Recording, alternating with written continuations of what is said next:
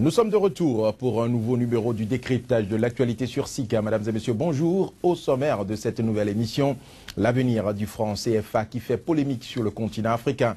Au début de ce mois d'octobre, la deuxième réunion semestrielle des ministres des Finances de la zone franc qui a eu lieu à Paris. La capitale française est revenue sur les accords monétaires entre la France et les pays membres de la zone franc. Interrogé sur le sujet, Michel Sapin, le ministre français des Finances et des Comptes publics, a déclaré que son pays était disposé à s'exprimer sur cette question avec les pays membres de la zone franc. Je cite, « La France est entièrement ouverte à toutes les discussions. Tous les pays membres de cette zone monétaire sont libres et indépendants. Ils peuvent donc demander à rediscuter les accords monétaires qui les lient à la France. » Fin de citation. Que signifie alors cette phrase? Dans cette émission, nous aurons la compréhension de nos invités. Ce sera le premier débat de ce jour. Notre deuxième débat sera consacré au référendum pour une nouvelle constitution au Congo-Brazzaville. Le président Denis Sassou Nguesso a mis en branle le processus en fixant au 25 octobre prochain la date de référendum, la date de ce référendum. Mais avant de développer les différents sujets prévus pour cette émission, voici un point de l'actualité sur le continent africain. C'est le flash d'information. Au Burkina Faso, pendant que le chef des putschistes et l'ex-ministre des Affaires étrangères étaient culpés d'attentat à la sûreté de l'État, une cérémonie symbolique de désarmement du RSP se déroulait sur l'emblématique place de la Nation. Armes lourdes, fusils d'assaut ont été présentés au Burkinabé. Au Nigeria, le Sénat a annoncé ce mardi les noms des 20 nouveaux membres du gouvernement qui devra être confirmés dans une semaine. Cette équipe est censée enrayer la corruption avec le président Buhari qui s'est attribué lui-même le ministère du pétrole et qui sera assisté du nouveau directeur général de la compagnie pétrolière nationale nigériane. Au Congo, le projet de nouvelle constitution qui permettra au président Denis Sassou Nguesso de se représenter en 2016 sera soumis à un référendum le 25 octobre prochain. La nouvelle constitution fait disparaître le verrou des 70 ans et ramène la durée du mandat présidentiel de 7 à 5 ans. Quel avenir pour le franc CFA? Rester ou partir de la zone franc? Le CFA favorise-t-il le développement des 15 pays africains qui continuent par l'utiliser? Chacun de ces pays pourra-t-il vraiment s'affranchir du franc CFA? Autant de questions à aborder dans un instant avec nos invités, mais ce sera après ce générique.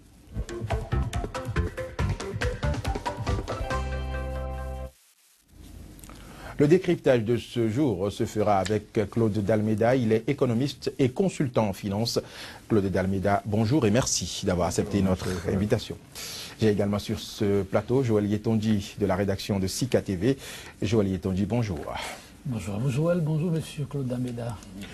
Je démarre cette émission avec vous, Claude Dalméda. En début de ce mois, je le disais à l'entame de cette émission, Michel Sapin, le ministre français des Finances et des Comptes publics, a déclaré, je cite, « La France est entièrement ouverte à toutes les discussions. Tous les pays membres de cette zone monétaire sont libres et indépendants et peuvent donc demander à rediscuter les accords monétaires qui les lient à la France. » Fin de citation. Claude Dalméda, selon vous, que signifie cette phrase? Essentiellement qu'il y a des demandes de négociation, des accords donc, de coopération qui lient nos pays à la France. Et ces demandes-là viennent notamment du président Idriss Déby qui en a parlé, viennent de certains économistes en Afrique qui ne cessent d'en parler. Mais à part le président Idriss Déby, je n'ai pas entendu un autre chef d'État. Non, il y a le président Denis Sassou Nguesso également qui en avait parlé. Le président camerounais également en a parlé. Au fait, un certain nombre de présidents de l'Afrique centrale ont eu à faire une réunion et ils en ont parlé également. Oui, non, ils n'ont pas parlé de la renégociation en tant que telle. Ils ont cherché à remettre en cause le franc CFA. Oui, ils ont pensé à émettre une monnaie commune dans cette zone. En incluant des pays qui sont dans leur zone Afrique centrale et qui ne font pas partie de la zone franc. Donc c'est cette discussion que nous aussi nous avons eue en Afrique de l'Ouest, à savoir la création de la seconde zone monétaire et la marche vers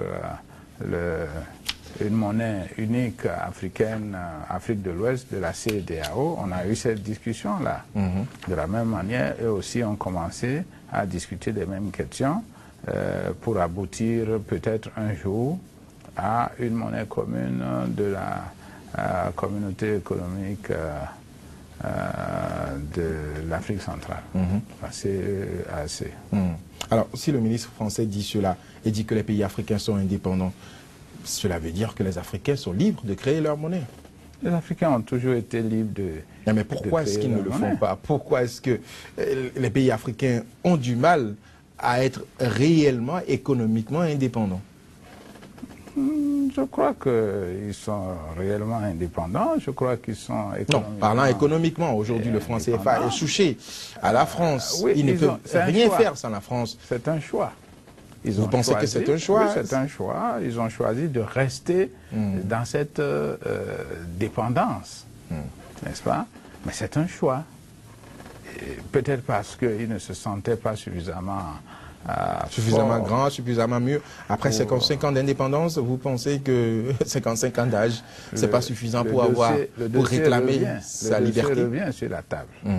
Ce qui signifie bien que de plus en plus, les gens commencent à penser qu'ils pourraient par eux-mêmes gérer leur monnaie. Et c'est un vieux problème. Avant, c'était un problème de type politique, c'est-à-dire que ce sont ceux qui sont contre la colonisation et tout ça là qui en parlaient. Aujourd'hui, ça devient de plus en plus un problème économique. On se pose la question de savoir est-ce que vraiment on a besoin d'une monnaie qui est très forte. Voilà. Joël Yetondy, vous avez suivi cette phrase donc, du ministre français des Finances qui rejette la responsabilité sur les dirigeants des pays africains de la zone franc CFA. Est-ce que vous pensez que le tort est vraiment dans le camp des Africains? D'une manière ou d'une autre, parce que quoi qu'en soit le tort, s'il y a tort que l'on puisse vous créer, il faut à la vérité reconnaître qu'il ne vous arrive que ce que vous voudrez bien qu'il vous arrive. Il faut être suffisamment téméraire de sa situation pour un jour décider que ça s'arrête. Donc c'est de cela qu'il est question. Et vu sous cet angle, on peut dire que le ministre français a raison. A raison de dire que la balle est dans le camp des Africains. Mais quand on prend un peu du recul, c'est aussi un peu trop facile. C'est un langage diplomatique, ma foi, tenu par le ministre français. Parce que l'histoire nous enseigne dans la marche parlant de l'histoire de ce franc, qu'il y a eu de la volonté. Dès les premières heures de l'indépendance de nos États, on a constaté une certaine vérité. Il y a une histoire qui m'a de tout temps intrigué. Quand on parle de franc CFA, c'est l'histoire du Togo, qui est peut-être un peu vieille, mais une histoire encore récente. Sylvanus Olympio, paix à son âme, 3 ans après l'indépendance de cet État, a décidé d'avoir une monnaie pour le Togo. Ça, on ne peut pas l'oublier. Il a été assassiné 3 ans après. 3 ans après, et comme par pure coïncidence, c'est vrai qu'on a essayé de trouver des subterfuges pour ce qui s'est passé, mais c'était un peu trop étonnant, la façon dont il est mort. Et on se rappelle aussi Sékou Touré, on a tout reproché à l'homme. Il faisait partie de ces chefs d'État qui trop tôt ont dit « il faut une monnaie pour nos États ». Il a bataillé, il a lancé cette fameuse boutade qui est restée. Oui, les Guinéens sont fiers d'avoir une liberté dans la pauvreté que d'aller à une richesse dans l'esclavage. Et quand il s'est entêté, on a vu tout ce qui a suivi. Ce n'est pas facile. Quand on regarde rien que l'histoire, ce n'est pas facile de s'affranchir. Tous ceux-là qui ont osé, à un moment donné, au temps fort de l'exploitation de ce franc-là, ceux-là qui ont osé, que ce soit chercheurs, économistes ou hommes politiques, on a vu comment ça s'est terminé de la façon la plus triste. C'était le sujet dont on parlait très peu. Il faut être très courageux pour en parler. Vous pensez que c'est une phrase hypocrite, alors, cette phrase du ministre des Finances? On pourrait le dire, mais quand on veut observer les choses avec beaucoup plus... Peut-être les choses ont évolué maintenant. Avec beaucoup plus de franchise, tous ceux dont vous parlez, c'est un peu ça. Touré, Sylvanus Olympio, c'est dans les années 60. Tout à fait. Donc il faut constater, oui, que la vérité c'est quoi? Le débat a suffisamment évolué. Et les Africains sont prêts à assumer aujourd'hui ce qui est leur mission de leur... Chaque génération doit assurer sa mission. Celle d'un certain Idriss Déby et d'autres économistes bontins ont dit que c'est une aberration. L'Afrique ne peut pas s'épanouir si elle n'a pas une monnaie à elle seule. Voyez-vous les conditions dans lesquelles le franc CFA est logé. On a constaté que cela est venu d'une certaine façon de voir ou d'un certain génie de De Gaulle. On se rappelle que au départ, des années 45 plus précisément, oui, il a été décidé, un peu à la manière de ce que les nazis ont imprimé aux Français, que bien... C'était le franc des colonies françaises d'Afrique. En tout cas, oui, c'est ça, dites-le. Ils ne l'ont pas défini comme ça, mais dans les faits, ça ressemble fortement à ça.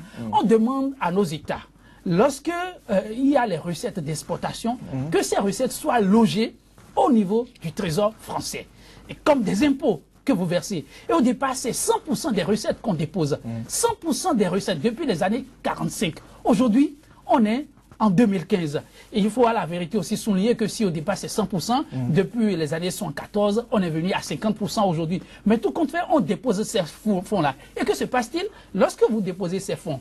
Alors, les Français, quand ils doivent prendre les produits chez vous ici, eux, au lieu de vous verser de l'argent, ne vous versent plus de l'argent. C'est comme si ce que vous leur devez, ils vous prélèvent ça. Au même moment, quand vous payez les pays anglophones, le Ghana, le Nigeria, pour ne citer que ces deux États, on leur verse des devises.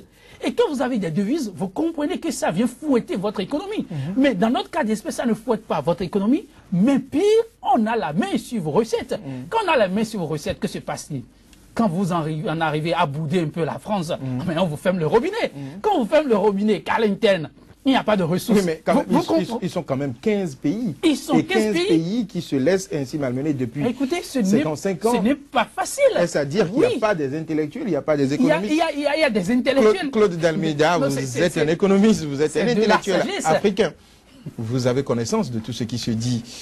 Pourquoi est-ce qu'en Afrique, les dirigeants africains n'ont pas le courage d'oser et d'aller discuter, de franchir le pas et de créer leur monnaie? La zone franc CFA, bien évidemment. Je ne sais pas. Parce que oui, mais vous êtes un économiste. Vous avez eu à mener des réflexions sur le sujet. Il y a des dirigeants africains qui, à l'indépendance, ont pris la monnaie en charge. Toute l'Afrique du Nord était également sous la coupole française. Je veux parler des 3 pays du Maghreb. Et pourtant, eux, ils ont aujourd'hui leur monnaie. Dans l'indépendance, il y a la prise du pouvoir monétaire. Oui, mais pourquoi les Africains, l'Afrique subsaharienne, justement, n'y arrive pas? C'est Touré dont vous parlez. Les Ghanéens, le Sadjefo, oui, Nkrumah l'a fait. Mais est-ce que c'est pas parce que c'est un pays anglophone, le Nigeria? Est-ce que c'est pas parce que ce sont des pays anglophones? Les pays du Maghreb ne sont pas anglophones. Oui. Mais ils ont pris leur courage à deux mains et ils ont pris leur indépendance monétaire. Donc ce n'est pas une question économique. Contrairement à ce que les gens... C'est un problème politique. C'est un problème politique. Et ce problème politique-là détermine aujourd'hui le degré d'indépendance dans lequel nous sommes. Vous savez, l'indépendance, c'est graduel. C'est pas toujours pour beaucoup, plein. Oui, mais pour beaucoup, c'est plutôt la France qui préfère maintenir ce système de pression économique. Oui, la France a longtemps préféré, n'est-ce pas, nous maintenir dans ce contrôle, n'est-ce pas? Ben, aujourd'hui, la France n'est plus la France qu'on connaissait. La France se bat en Europe avec des partenaires européens qui estiment d'ailleurs que c'est trop faire du bien à la France que de la laisser avec ce système-là. Donc, le problème n'est plus simplement aujourd'hui entre la France et les pays africains. Mais il y a les autres pays, il y a l'Allemagne qui pose la question monétaire. Et l'Allemagne estime que c'est un système colonial. C'est le point de vue des Allemands. Au sein de l'Europe, les gens s'élèvent pour demander même à ce que les Africains aient une réflexion sur cette affaire-là. Dis bon, ben, écoutez, pourquoi donner un avantage particulier à un des pays sur les autres? De la même manière, la question de la défense, qui fait partie des 3 points clés de l'analyse de la décolonisation. La question de la défense. Les accords, il y avait d'abord les accords de coopération monétaire, financier et de défense.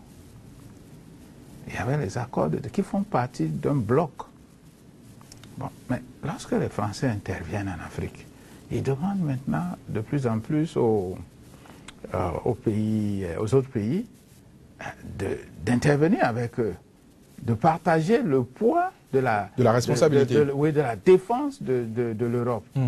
Mais les autres pays refusent. Les Allemands en premier lieu disent, mais attendez, si vous voulez aller faire des interventions en Afrique, vous avez pris des décisions. Oui, mais certains pays africains participent. Vous avez le cas de la Centrafrique aujourd'hui, on a les Tchadiens, on a d'autres pays. Donc la France n'intervient plus seule. Les Centrafricains sont nos voisins, ce sont nos frères. Nous n'allons pas laisser le pays complètement déchiré par... Oui, mais ces accords de protection, de partenariat, de défense dont vous parlez, ça concerne les pays africains.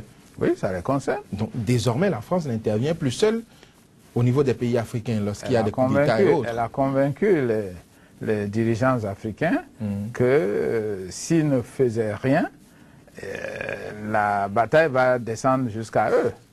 N'est-ce pas? Là, si la Centrafrique saute, vous avez le Cameroun qui est immédiatement visé et qui est pris en sandwich entre les Congo qui vont s'ajouter. Les djihadistes du nord et les djihadistes du sud à côté au Nigeria.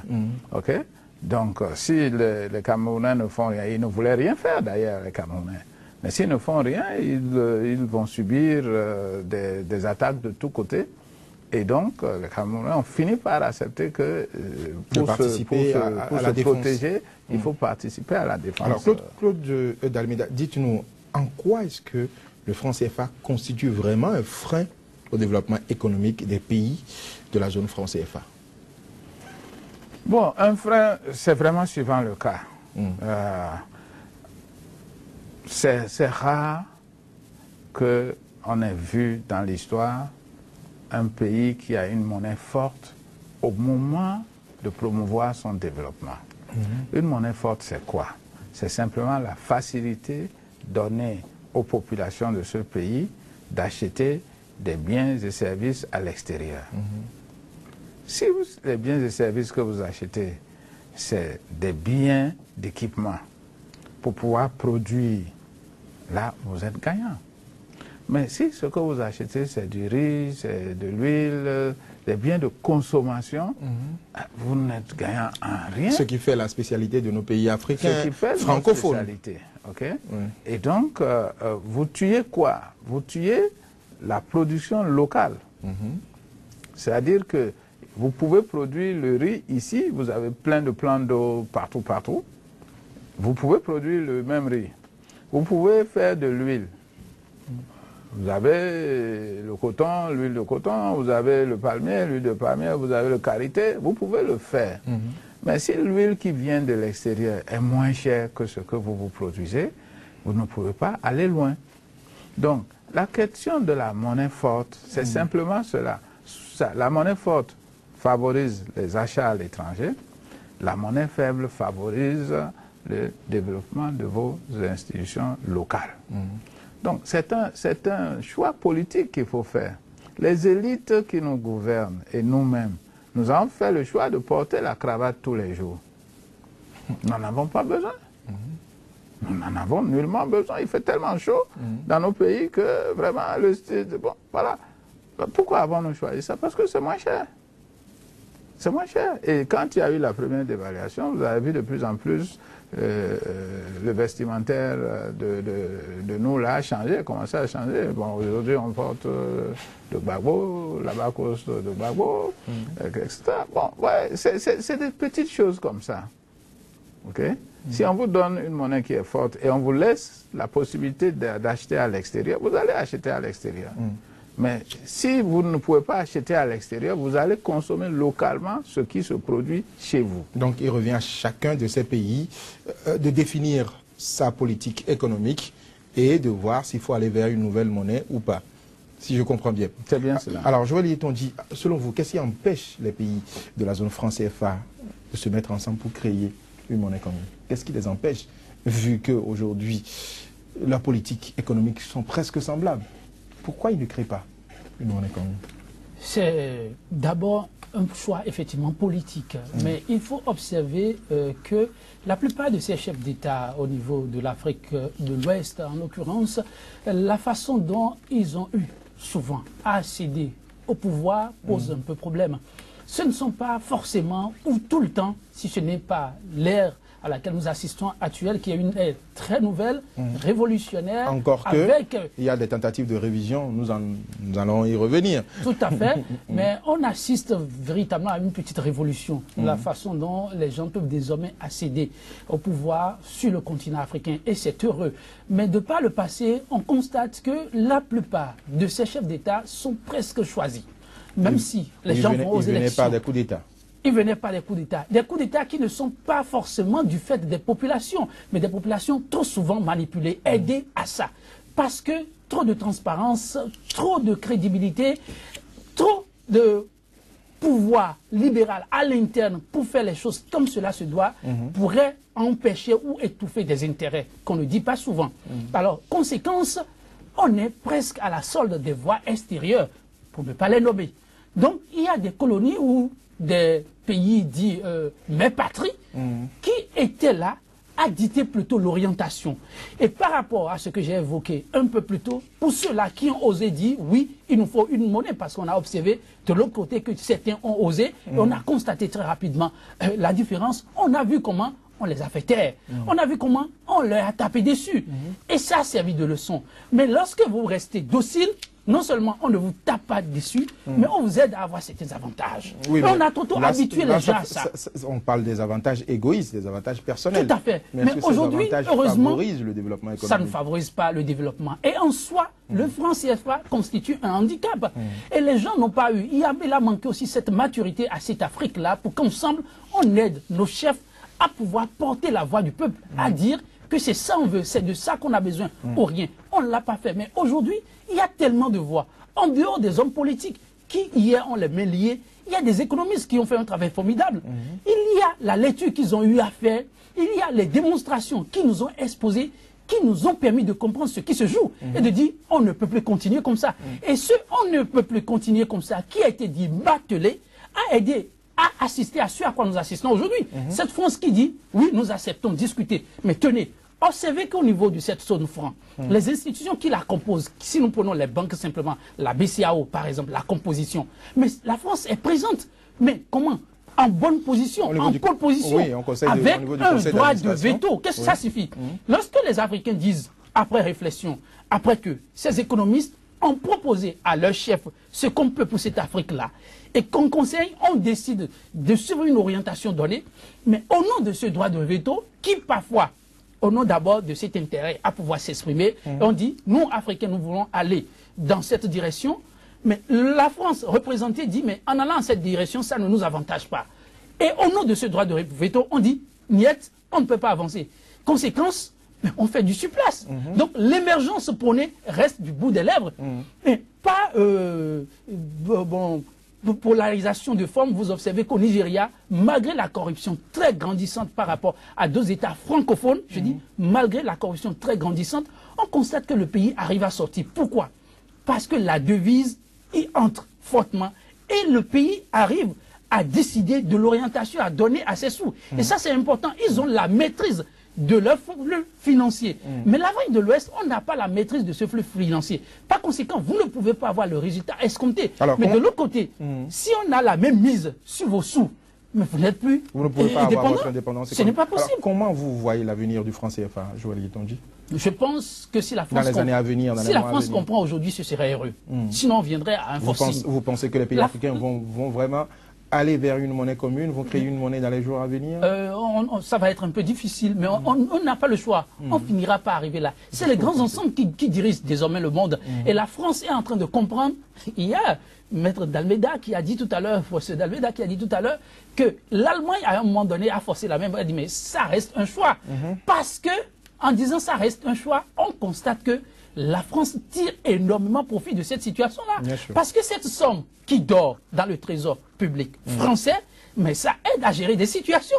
Lorsque c'est là et que la France est en crise, on peut utiliser cette somme-là momentanément, le temps de régler. Donc, si la France n'ouvre pas les yeux et va au dialogue, quitte à voir les formules qui lui permettent encore de tenir la queue pendant un bout de temps, le temps que l'Afrique se réveille complètement, c'est qu'à un moment donné, on risque d'arracher cela, comme on l'a fait pour l'abolition de l'esclavage et autres. Donc je pense qu'on n'a pas le choix aujourd'hui que de suivre cette nouvelle orientation. Je vois le professeur Claude Almeida qui acquiesce de la tête tout ce que vous dites, Joël Yetodi.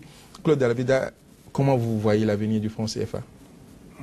Comme l'avenir de tous nos pays, nous allons inexorablement vers l'indépendance. Et cela peut être espéré dans les mois à venir, ou bien il faut espérer encore des décennies? Ça peut attendre venir, encore des décennies.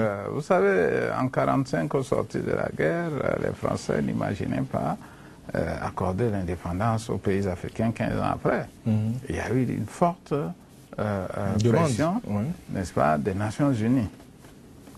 Les gens ne le savent pas toujours. Mais la pression pour l'indépendance est venue des Nations Unies, soutenue en cela par des pays coalisés et tout.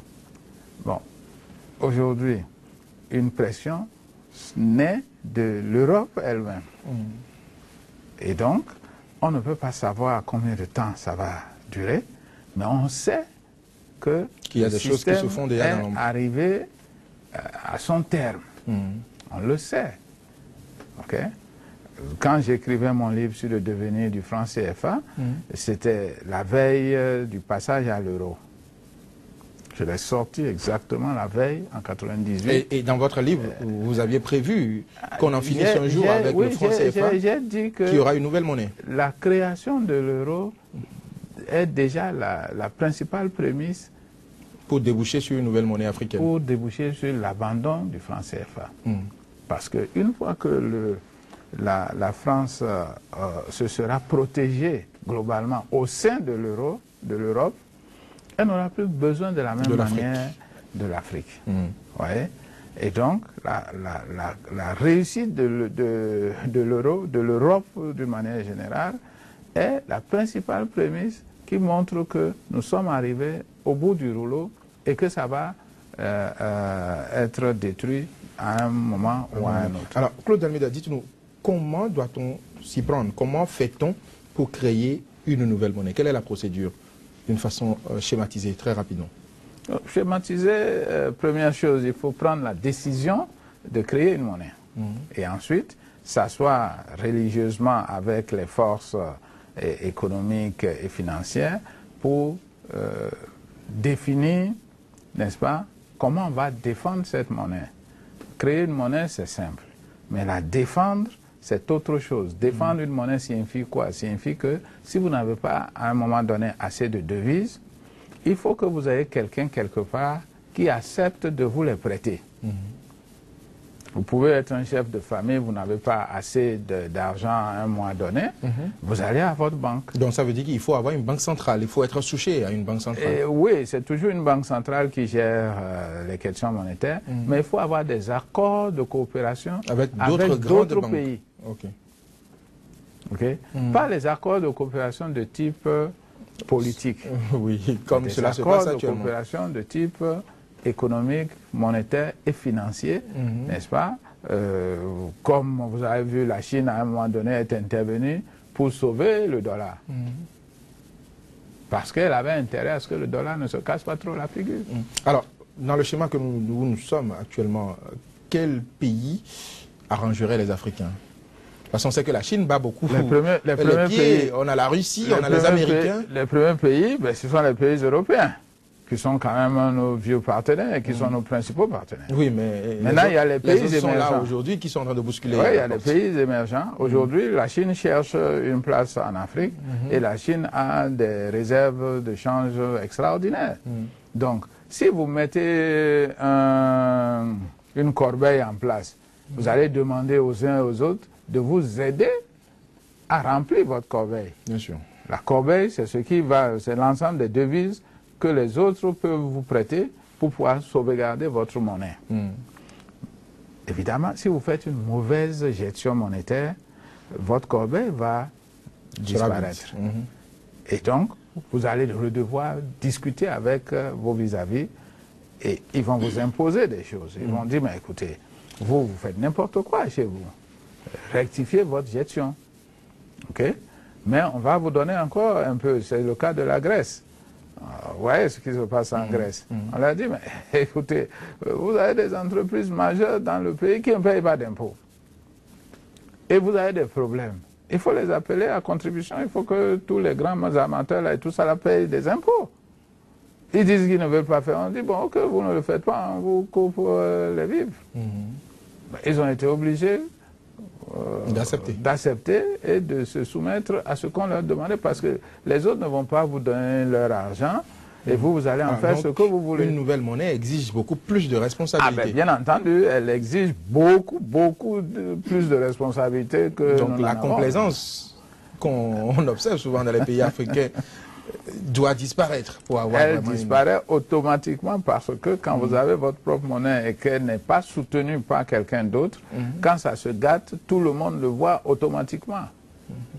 Alors, est-ce que quelque part la France n'a pas raison aujourd'hui de maintenir le franc CFA? Parce qu'on se dit, non, elle n'a pas raison du tout. Si ça pète dans les pays africains, on fera toujours recours encore à la France. On dit, ah, venez nous aider, il y a coup d'État, il y a telle chose, venez, on a besoin de la France. On va toujours leur demander. Oui, mais voilà, sauf qu'ils ne seront voilà plus que seuls. les Africains eux-mêmes ont du mal à prendre en main leurs responsabilités. Non, les Français ne seront plus seuls à ce moment-là. Nous allons dire, c'est l'Europe tout entière qui va faire.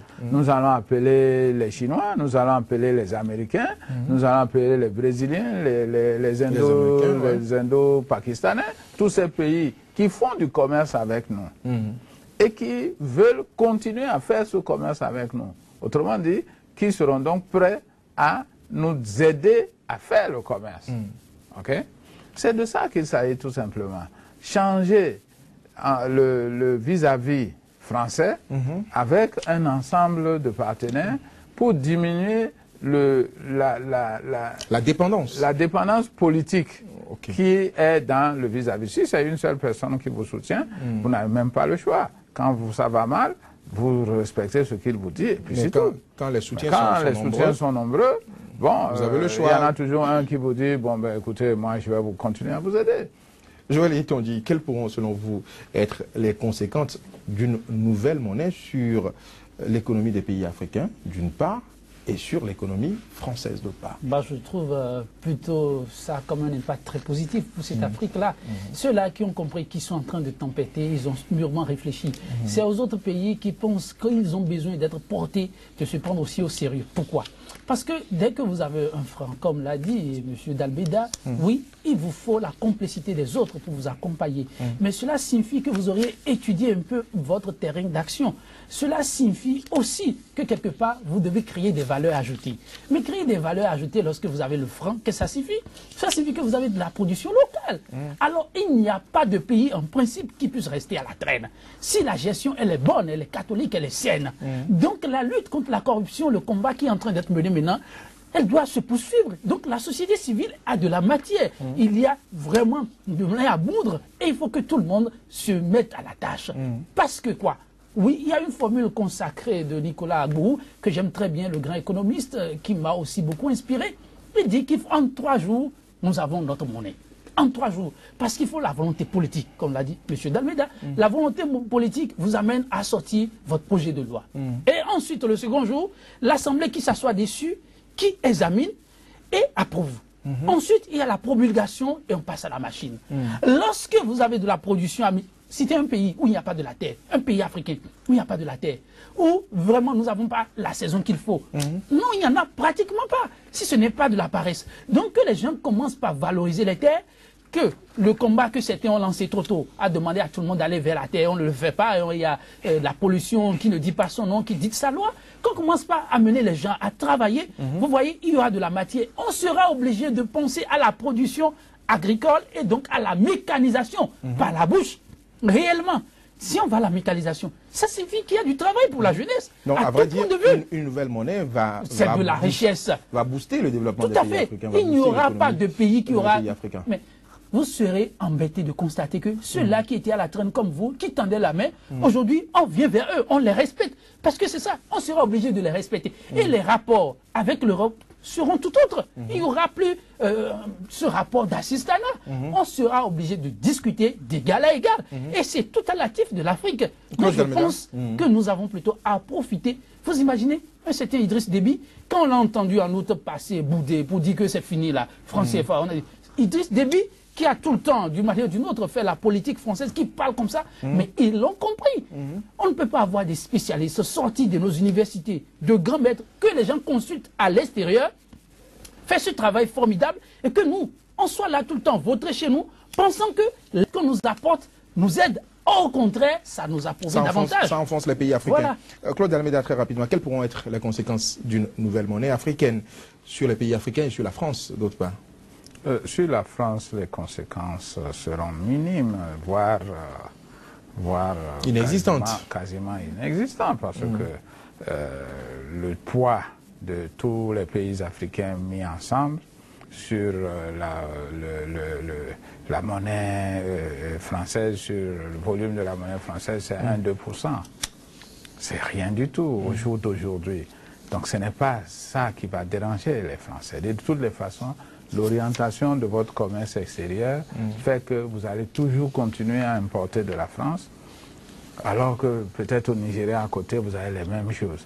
Mais vous êtes déjà habitué, vous êtes déjà conditionné, n'est-ce pas? Les échanges se font déjà... C'est le réflexe de Pavlov. Voilà. Donc, ça ne va pas déranger la France, à mon avis.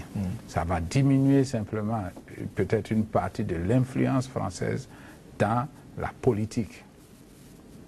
Mais pas au niveau économique, ça ne va rien faire à la France, rien du tout.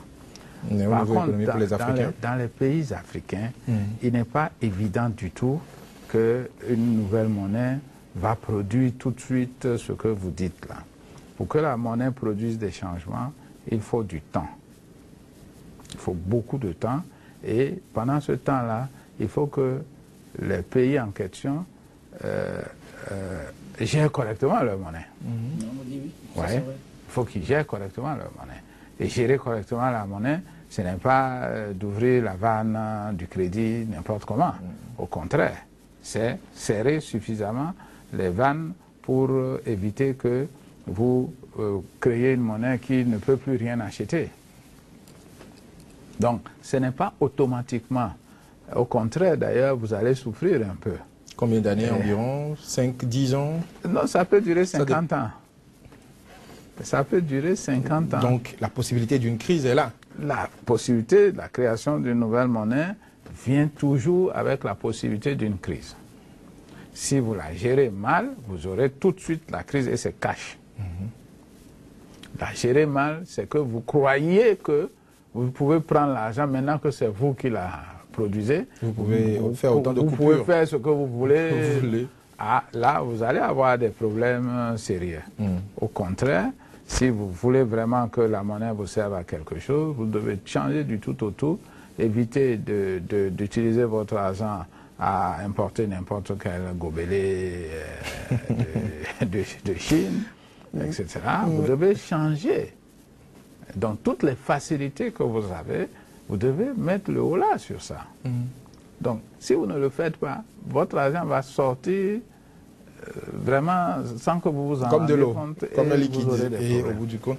Merci Claude Dalmeida, merci Joël Tondi, madame, monsieur, c'est tout pour notre premier débat de ce jour. Voici un nouveau point de l'actualité, c'est le flash d'information. Au Burkina Faso, pendant que le chef des putschistes et l'ex-ministre des Affaires étrangères étaient culpés d'attentat à la sûreté de l'État, une cérémonie symbolique de désarmement du RSP se déroulait sur l'emblématique place de la Nation. Armes lourdes, fusils d'assaut ont été présentés au Burkinabé. Au Nigeria, le Sénat a annoncé ce mardi les noms des 20 nouveaux membres du gouvernement qui devra être confirmés dans une semaine. Cette équipe est censée enrayer la corruption avec le président Buhari qui s'est attribué lui-même le ministère du pétrole et qui sera assisté du nouveau directeur général de la compagnie pétrolière nationale nigériane. Au Congo, le projet de nouvelle constitution qui permettra au président Denis Sassou Nguesso de se représenter en 2016 sera soumis à un référendum le 25 octobre prochain. La nouvelle constitution fait disparaître le verrou des 70 ans et ramène la durée du mandat présidentiel de 7 à 5 ans. Enfin, notre deuxième thème dans cette émission est consacré au référendum pour une nouvelle constitution congolaise. Le président Denis Sassou Nguesso a mis en branle le processus en fixant au 25 octobre prochain la date de la tenue de ce référendum. C'est le deuxième sujet après ce générique.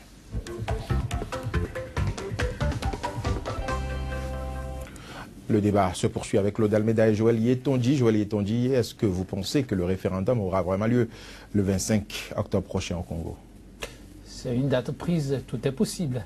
Tout est possible en l'état. Quand on se réfère simplement au test, on se réfère à la démarche, oui, le référendum aura lieu. Mais, chemin faisant, il peut y avoir quelques quiproquos. Parce qu'on a entendu cette opposition qui a commencé par se mobiliser fortement. Est-ce qu'elle va continuer par le faire ensemble, comme un seul homme, comme ce à quoi nous avons assisté dès l'annonce de ce référendum? Si c'est le cas, oui, on peut avoir du mal à voir l'idée du référendum se concrétiser. Sera-t-elle, cette opposition, suffisamment soudée? Sera-t-elle suffisamment forte? Sera-t-elle suffisamment organisée? C'est autant de paramètres qu'il va falloir résoudre. J'ai écouté un peu avec beaucoup d'admiration quelques leaders de l'opposition ce matin clamer comme quoi, à l'image du Burkina Faso, qui seront dit niet à Denis Sassou Nguesso. Bon, les paroles sont une chose, mais les faits tout autre. Les jours à venir, donc on attend de voir ce que ça va donner. Claude Dalméda, alors changer la constitution au Congo, permettre au président d'avoir un nouveau mandat, est-ce que vous ne pensez pas que cela est préjudiciable pour l'avenir de la démocratie sur le continent africain, les révisions de constitution en général? La révision de la constitution fait intimement partie des règles constitutionnelles. Mais souvent les constitutions disent qu'il ne faut pas changer l'article qui demande de rallonger. Constitution ne peut dire ça. La constitution congolaise, dans son article 185, a stipulé que la révision ne doit toucher au nombre de mandats présidentiels. Non, on peut pas. Quelqu'un ne peut pas gérer pour l'avenir indéfiniment.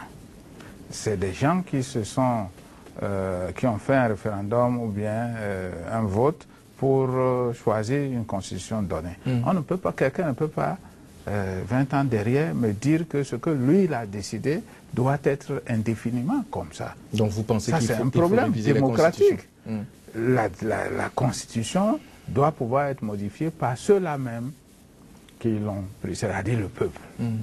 Et donc, les questions qui sont relatives à on ne va pas changer la constitution, moi je crois que c'est des faux problèmes. Vous pensez? Je crois vraiment que c'est des faux problèmes. Une constitution doit pouvoir être changée. Oui, mais à changer pour permettre au président d'avoir un 3e, 4e, 5e mandat, il n'est quand même pas le seul.